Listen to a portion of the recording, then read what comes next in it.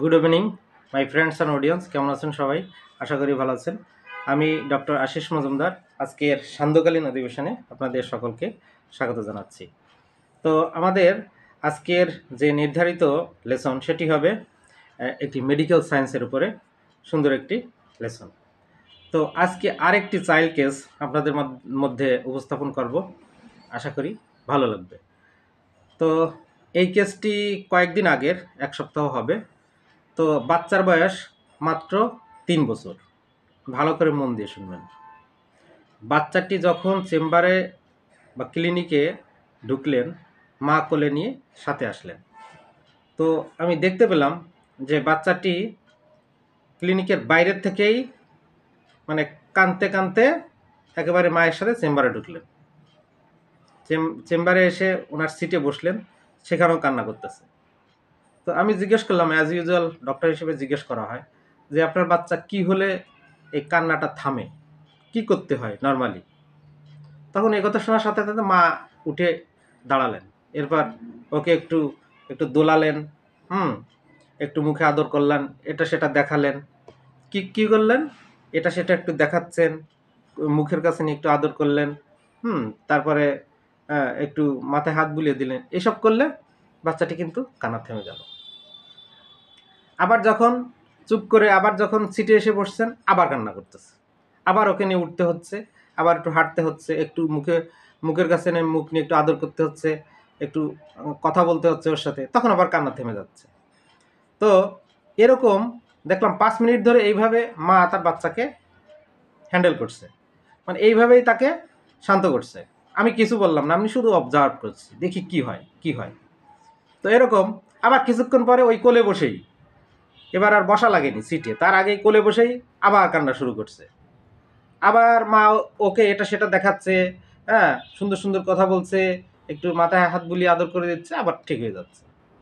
এরকম কিছুক্ষণ পর বাচ্চাটি হঠাৎ করে মায়ের মুখের দিকে তাকাচ্ছে, আশেপাশে ড্যাব ড্যাব করে তাকাচ্ছে কে কোথায় আছে। কিন্তু দেখা গেল বাচ্চাটির চোখে কোনো জল নেই। কি বললাম? কাঁদছে, বাট চোখে তেমন কোনো পানি নেই।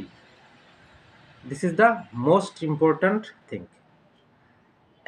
একজন ডক্টর হয়ে আপনাকে কিন্তু এই জিনিসটি খুবই অবজার্ভ করতে হবে যে কাঁদবে, তার চোখে তো পানি থাকার কথা, অনেক পানি থাকার কথা, সেখানে পানি নেই কেন? হলেও সামান্য একটু, একটা বাচ্চার চোখে তো এরকম পানি থাকার কথা না, তার চোখ বেয়ে কানলে তো প্রচুর পানি আসার কথা, তাই না? সামান্য একটু আসছে, এবং সে যখন হঠাৎ করে কান্না থামিয়ে দিয়ে ড্যাব ড্যাব করে মার দিকে তাকাচ্ছে, আবার আশেপাশে তাকাচ্ছে, ঠিক আছে? এবার আবার মা যখন একটু কথা বলছে, আবার এদিক ওদিক এটা সেটা দেখাচ্ছে, আবার ঠিক হয়ে যাচ্ছে। তো দিস ওয়াজ দ্য কেস। তো এই ধরনের চাইল্ড কেসে আপনারা কিভাবে বিষয়টিকে নিয়ে ভাববেন বা হ্যান্ডেল করবেন? তো আসুন একটু দেখে নিই। তো দেখুন, আসলে বাচ্চাটা কিন্তু ফেইনিং সিক, এক কথায় বলা যায় সে কিন্তু ভান করছে। কি জন্য ভান করছে? এর পিছনের কজেশনটা ধরতে হবে। তার এরকম অভিনয় করাটার পিছনে কারণটা কি?